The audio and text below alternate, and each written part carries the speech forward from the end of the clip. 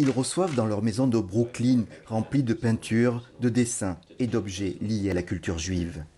Frédéric Ternat, 96 ans, est peintre.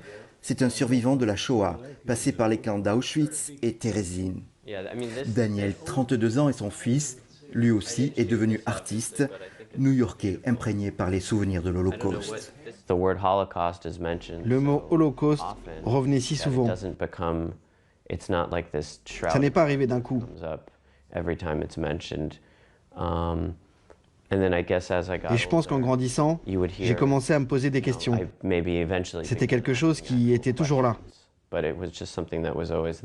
Daniel ne recevait pas de leçons formelles sur le passé, mais c'était la vie de notre famille. À l'école élémentaire, Daniel faisait des dessins troublants, représentant notamment des soldats nazis prononçant son nom. Finalement, il se tourne vers la photo. Il photographie Frédéric, tourne un film sur lui. Il a fait de la mémoire de son père l'objet de son art. J'ai scanné toutes ces photos en noir et blanc qu'il y avait. Elles sont incroyables. Il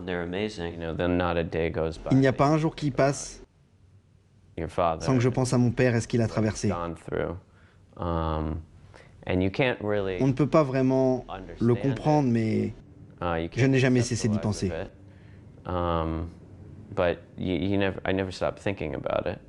Daniel Ternat a créé une galerie d'art dans le sous-sol de la maison parentale. Il y a monté une exposition des tableaux paternels. Frédéric espère qu'ils préserveront sa mémoire et celle de son époque.